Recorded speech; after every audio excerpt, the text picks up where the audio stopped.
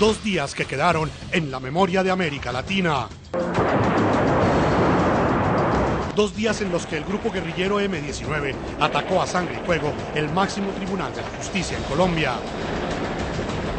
25 años después, mientras que los responsables de la acción criminal fueron perdonados y hacen parte de la vida política del país, el militar que lideró la retoma del Palacio de Justicia purga una condena de 30 años de cárcel por el delito de desaparición forzada. Mantener la democracia, maestro.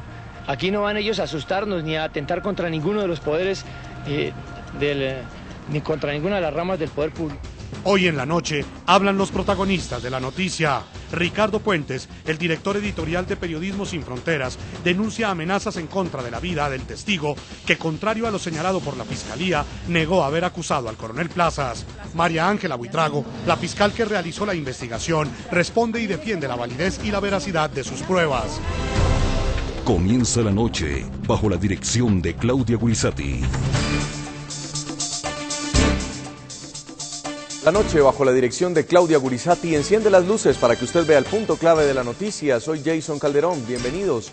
La noticia: aumenta la controversia en Colombia frente a la veracidad de una de las pruebas con las que fue condenado a 30 años de cárcel el coronel retirado del ejército Luis Alfonso Plazas Vega.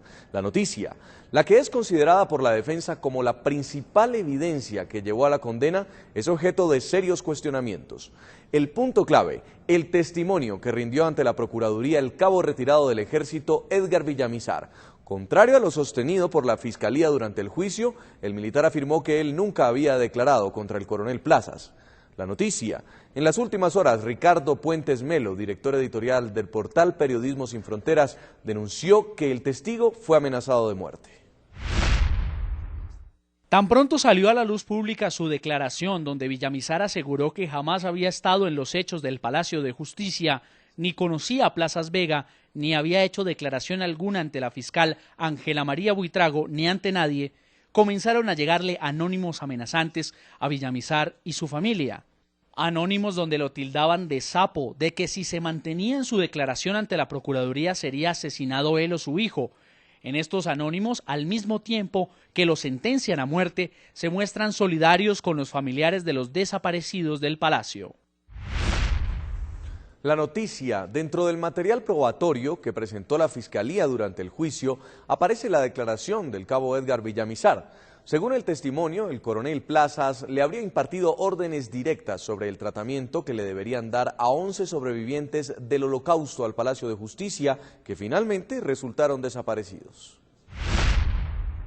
Alguien le pregunta al coronel Plazas qué hacemos con la gente y es donde manifiesta abiertamente: cuelguen esos hijueputas. Los colgaban de las manos, les daban golpes en el estómago, con cables les ponían electricidad en cualquier parte del cuerpo, tanto a los hombres como a las peladas. La noticia: una versión distinta entregó ante la Procuraduría el cabo retirado del ejército Edgar Villamizar. El militar afirmó que nunca había declarado a la Fiscalía, que nunca había tenido contacto con el coronel Plazas y que solamente lo conocía por televisión. La firma que aparece al final no es la mía, no soy biólogo químico, tampoco es cierto que estuve en la escuela de caballería, nunca he visto al coronel Plazas, no lo tuve como comandante, solamente lo he visto por televisión.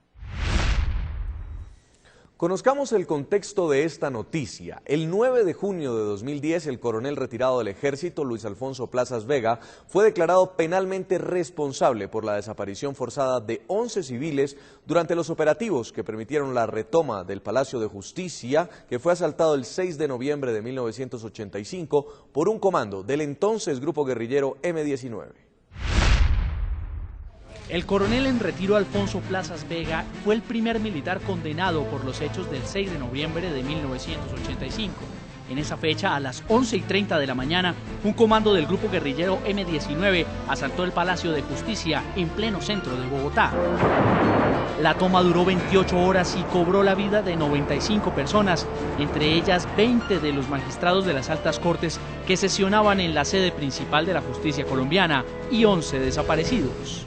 Que el presidente de la República dé finalmente la orden de que cese el fuego.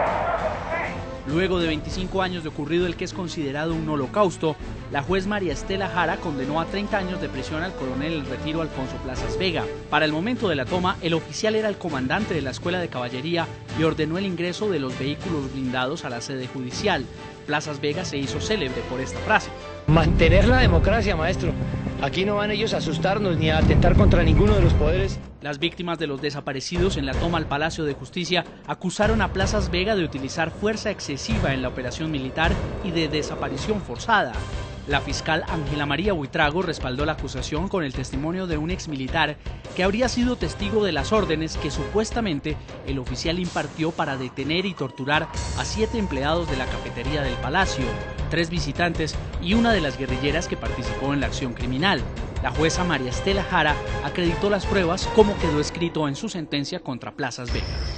Está plenamente acreditado que, para las fechas en que ocurrieron los hechos que aquí se juzgan, Carlos Augusto Rodríguez Vera, Cristina del Pilar Guarín Cortés, Irma Franco Pineda, Gloria Anzola de la Nao, Norma Constanza Esguerra, Bernardo Beltrán Hernández, Héctor Jaime Beltrán Fuentes, Gloria Estela Lizarazo, Luzmari Portela León, David Suspés Celis y Lucia Amparo Oviedo se encontraban en el interior del Palacio de Justicia, salieron con vida de esas instalaciones y actualmente están desaparecidos. El fallo afirma que el coronel Plazas, tras la retoma del Palacio de Justicia, fue el encargado de los rehenes liberados, entre quienes se encontraban las 11 personas que hoy continúan desaparecidas.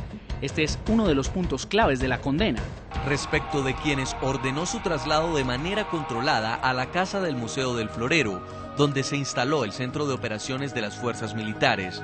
Posteriormente, también dispuso trasladar a varios civiles a la Escuela de Caballería en las unidades blindadas. Una vez allí, la SCAB eran sometidos a interrogatorios. Saludamos a esta hora a Ángela María Buitrago, exfiscal y quien manejó e investigó el caso del coronel en retiro Alfonso Plazas Vega, ya está en Colombia. Quiero saludarla a esta hora, exfiscal, bienvenida al programa La Noche. Jason, buenas noches, un saludo a todos los del programa La Noche. Muy amable. También con nosotros en nuestros estudios internacionales se encuentra Ricardo Puentes Melo, periodista, investigador y director editorial del portal Periodismo Sin Fronteras. Bienvenido al programa. Muchísimas gracias, buenas noches. Y también en Bogotá se encuentra Plinio Apuleyo Mendoza, escritor, columnista y periodista. Señor Apuleyo, bienvenido al programa La Noche. Muchas gracias. Quiero comenzar con usted, señor Apuleyo. Han pasado 14 meses desde que fue condenado el coronel Plazas Vega y continúan apareciendo elementos dentro del proceso, en este caso este elemento probatorio que estaría poniendo en duda el caso que terminó finalmente en esta condena. ¿Cómo ve usted esta prueba que ha aparecido en las últimas horas, esta declaración de este exmilitar ante la Procuraduría, donde asegura que él no estuvo, como dice la Fiscalía, declarando? ¿Usted cree que hay suplantación de testigos? Debió ser suplantación porque él no estuvo y así lo declaró abiertamente. Pero hay algo que no deben olvidar ustedes, que no debería olvidar tampoco la fiscal. Es que hay 2 declaraciones, una de el sargento Gustavo Alonso Velázquez y el teniente coronel Ariel Valdés Gil, que estaban en Granada Meta con el señor Villarreal y que declararon que él nunca abandonó ese batallón y que seguía con ellos los acontecimientos por televisión.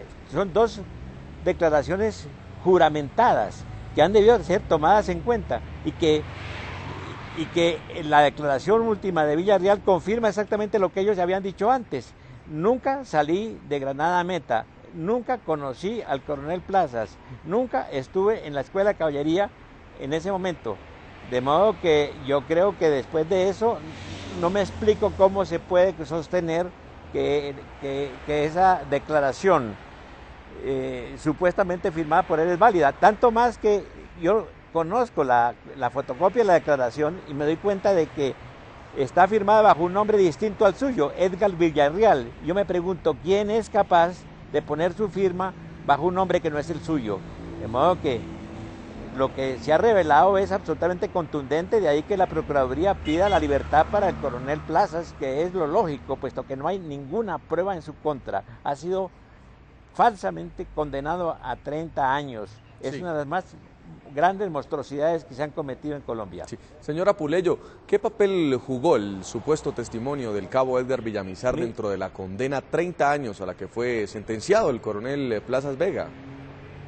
¿Cómo es la pregunta? ¿Qué papel jugó dentro de todo este caso el supuesto testimonio del cabo Edgar Villamizar dentro de la condena? Fue el papel definitivo porque es la única prueba, Las otras se habían derrumbado. La única prueba era esa falsa declaración.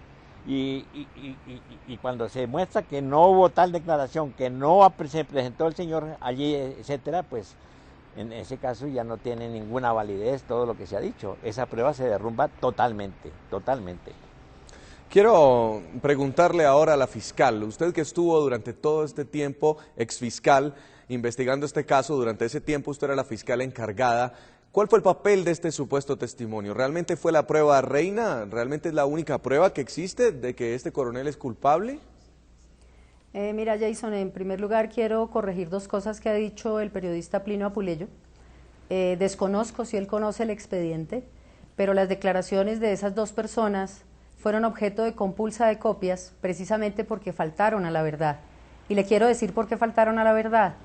Porque está demostrado documentalmente que el señor Edgar Villamizar Espinel pertenecía a la Brigada Séptima, agregado al B2, anexo, todo un anexo del expediente lo demuestra así, y nunca estuvo en Granada Meta durante los días 6 y 7 de noviembre, sino que se desaparece de Villavicencio a partir del 5 de noviembre y reaparece el 11 de noviembre, a donde pertenecía la sede de la brigada y en particular del B2. En segundo término, no sé si Plinio Apuleyo conoce como periodista el expediente que tiene 60.000 folios, más todo el material fílmico, pero con esa seguridad que él está haciendo esas afirmaciones me preocupa que las esté haciendo con base en afirmaciones de oídas, porque ese es el argumento central de la defensa del señor coronel Plazas Vega y de su actual apoderado, así como de los apoderados anteriores.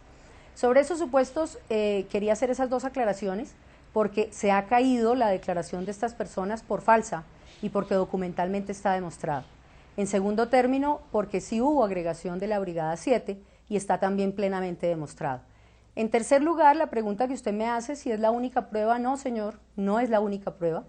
Y yo ya dije en unas declaraciones que rendí con antelación ante medios de comunicación que el día 17 de julio, sin aparecer todavía en el, como llaman los militares, en el Teatro de las Operaciones, Edgar Villamizar Espinel, ya en ese momento se había tomado la decisión de afectar con medida de aseguramiento al señor coronel Plazas con base en otras pruebas. Sí, exfiscal, pero ¿por qué entonces ahora el señor Edgar Villamizar está diciendo otra cosa? Jason, las razones por las cuales está diciendo otra cosa yo no te las podría dar, sería irresponsable de mi parte, así como es irresponsable hacer afirmaciones que no se conocen.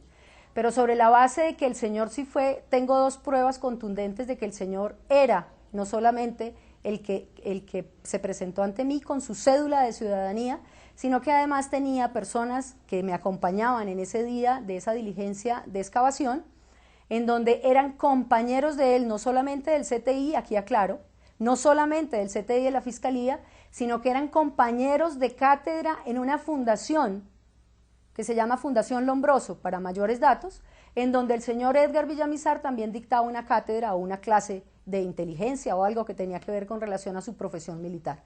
Por esta razón, no solamente tenía la seguridad de la cédula de ciudadanía, de la presencia de Edgar Villamizar ante el despacho cuarto que se encontraba en la Escuela de Caballería, sino que además tenía dos personas en particular que lo conocían de diario vivir en esa facultad o en esa institución, y además las otras personas que lo conocían desde que fue funcionario en el CTI del Cuerpo Técnico de Policía de la Fiscalía General de la Nación.